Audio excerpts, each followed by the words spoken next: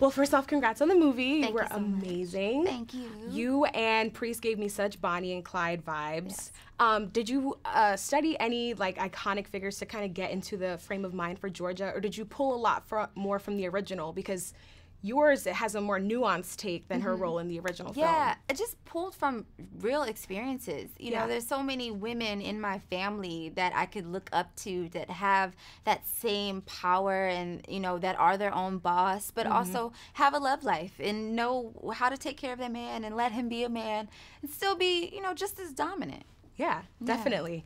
Speaking of different types of women in this movie, you know, with blaxploitation, you kind of explore different stereotypes, and you were in the film, and then we had a jealous ex-girlfriend, and then the side chick. How important was it to kind of show all the different types of women within that world?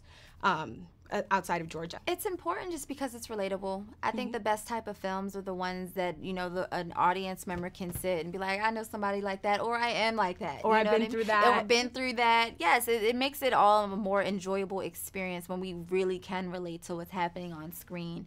And just to have fun and be entertaining, because, you know, for most people, you know, things that are happening in SUPERFLY don't just happen on a regular day. Yes, you know, so it's very extra. You know, you go to the movie theater, you want to see something a little more exciting than your day. You know what I mean? So I think it was great having all different types of women depicted in this film, and a huge responsibility on my behalf for being a Georgia of the world.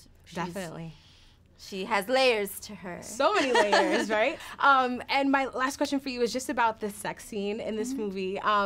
How do you go into preparing for something like that? Is there like a group chat where it's like, all right, how are we gonna do this? Because it was super intense, very well done, but I'm sure precarious for the actors involved. Yeah, I think bottom line for any actor who's watching this, have a voice. Exercise your voice. Say when you are uncomfortable, or say when you are comfortable. Let's talk about it. We all know we have to do this love scene. I don't know a movie that doesn't have a love scene. Right. It's gonna come up in your career, and that is okay. But how do we talk about it? How do we deal with it?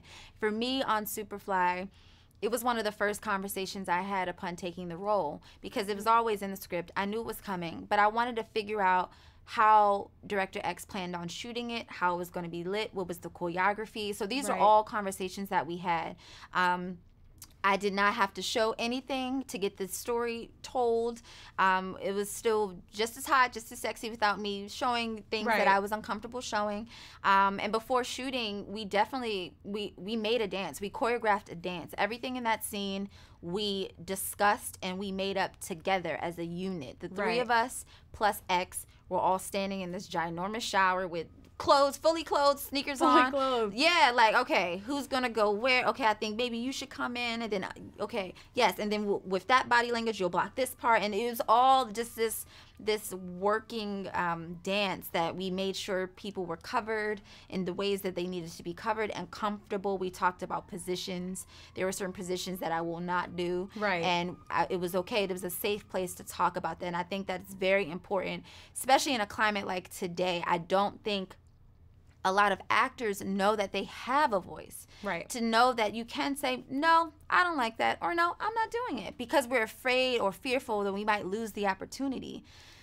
And if you lose the opportunity, then that's not the opportunity you want for you. And I think this was a great example of me and my career, and just whomever wants to be in this position, younger actresses who, love scenes are going to come up in your career, but how do we discuss them? How do we talk about them and make sure everyone is respected and comfortable? Especially in this Me Too era right now. It's an important conversation to have. Exactly. Well, thank you for sitting down with Black Hollywood Live. No problem. Appreciate you. Thank you. Yeah.